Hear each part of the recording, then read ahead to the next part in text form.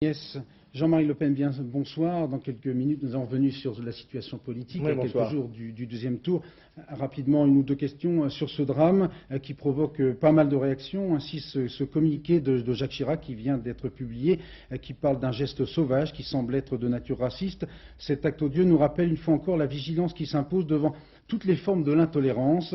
Le socialiste Bernard Kouchner, l'ancien ministre, est encore plus direct puisqu'il dit que les paroles de Jean-Marie Le Pen déclenchent la haine et parfois la mort. Alors, oui, vous avez des commentaires à faire. Ce sont là des déclarations scandaleuses et démagogiques d'irresponsables politiques, au premier rang desquels je vois qu'il y a M. Chirac.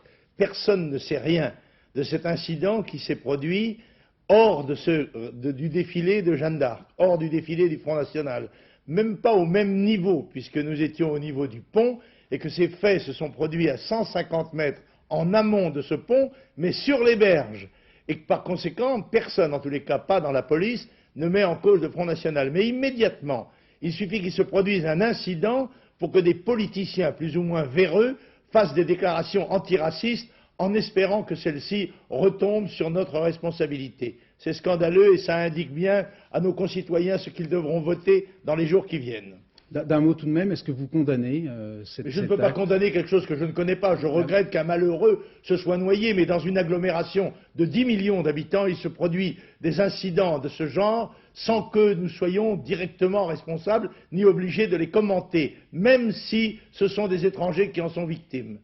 Est-ce que, ça sera ma dernière question, est-ce que vous avez des informations qui vous permettent d'assurer que les skinheads en question n'étaient pas dans la manifestation? Il n'y a pas de skinheads au Front National, et quand il y a des skinheads qui tournent autour de notre manifestation, c'est généralement pour la polluer et essayer d'attirer l'attention des journalistes pour essayer de nous faire porter des responsabilités qui ne sont pas les nôtres, et notre service d'ordre généralement écarte ces importuns et ces provocateurs. Toute dernière question, est-ce que vous avez demandé vous-même une enquête à votre propre service d'ordre? Est-ce que vous avez essayé d'en savoir plus sur ce qui s'était passé? Oui, nous avons été avertis par la police qu'il s'était produit un incident dramatique tout à fait en dehors de notre cortège, et a bien précisé que le Front National n'était pas impliqué dans cette affaire, sur laquelle il y avait d'ailleurs une enquête. Encore une fois, je constate qu'une fois de plus, il y a à chaque fois qu'il y a une grande manifestation du Front National, comme par hasard, un fait divers qui y est associé. Et encore une fois, dans une agglomération de 10 millions d'habitants, ce genre de fait divers peut toujours se produire ou même être créé à volonté. Pour revenir à la politique et à la préparation du deuxième tour, alors vous avez annoncé ce matin que vous alliez en quelque sorte faire durer le suspense, puisque vous allez annoncer votre propre choix mercredi après avoir entendu le débat Chirac-Jospin. Alors est-ce que vous prononcerez clairement pour l'un ou pour l'autre, ou pour le vote blanc ou pour l'abstention? Écoutez, on me dit que dans la platitude de ce deuxième tour, le débat sera un temps fort. Eh bien, je serai comme mes concitoyens à l'écoute des deux candidats. Et puisque j'ai laissé personnellement la liberté de vote à nos électeurs, non sans faire connaître mon opinion sur l'un et l'autre candidat, j'ai dit que moi j'attendrai ce débat démocratiquement et que je ferai connaître le lendemain quelle sera ma décision personnelle, mon vote personnel. Évidemment, je ne puis le préjuger puisque par définition, je le soumets à l'alternative de ce débat. En 88, vous aviez voté blanc, sauf erreur. Oui, mais j'avais demandé que l'on barrât la route, pas une voix pour François Mitterrand. Ce n'est pas le même sens, ce n'est pas le sens de ce que j'ai dit aujourd'hui, où j'ai rappelé en particulier à M. Chirac que le Front National était une baïonnette, et comme disait Bonaparte, on peut tout faire avec une baïonnette, sauf s'asseoir dessus.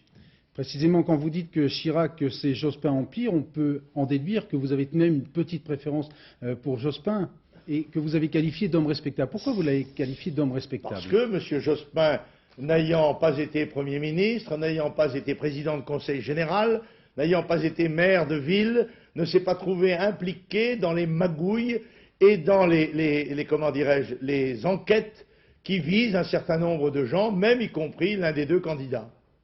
Très précisément, qu'est-ce que vous attendez de ce fameux débat de demain soir des deux candidats? Est-ce que vous pensez qu'au tout dernier moment, ils vont infléchir nettement leur discours sur l'immigration, par exemple? J'attends une minute de vérité. Les hommes politiques ne sont pas des machines, enfin du moins je l'espère, et au cours d'un débat, si ce débat est loyal et démocratique, ce qui restera à démontrer, eh bien j'attends de là un éclair qui peut peut-être m'éclairer, c'est le cas de le dire, mais peut-être n'aurais-je rien à dire parce que peut-être l'un des deux candidats sortira KO de ce débat, auquel cas je serai dispensé d'avoir à faire connaître mon opinion. Cela dit, on pourrait vous dire, d'un point de vue purement cynique, et après tout en politique ça compte, que vous préféreriez peut-être avoir M. Jospin à l'Élysée parce que ça ouvrirait des perspectives de proportionnel pour vous et votre mouvement. Oui, mais ce qui importe, n'est-ce pas, nous avons tous, évidemment, on n'est pas le leader d'un parti politique sans penser à son intérêt légitime. Mais l'intérêt de la France me préoccupe beaucoup plus. La situation dramatique dans laquelle se trouve notre pays et notre peuple m'inquiète infiniment plus que de savoir si M. Jospin ou M. Chirac seront les futurs interlocuteurs du Front National. Mais l'un d'entre eux ne s'est pas caché, M. Chirac, de vouloir l'élimination du Front National, en resserrant encore le dispositif majoritaire et en supprimant la proportionnelle dans toutes les élections où elle existe. Par conséquent, les militants du Front National, tous ceux qui portent à ce mouvement de la sympathie, ne peuvent être qu'inquiétés par ce genre d'affirmations et de menaces.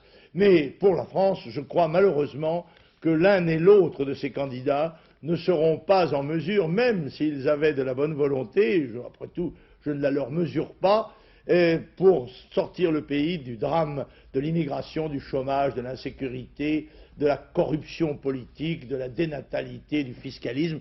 Bref, je n'attends rien de cela et je pense que tout commence demain.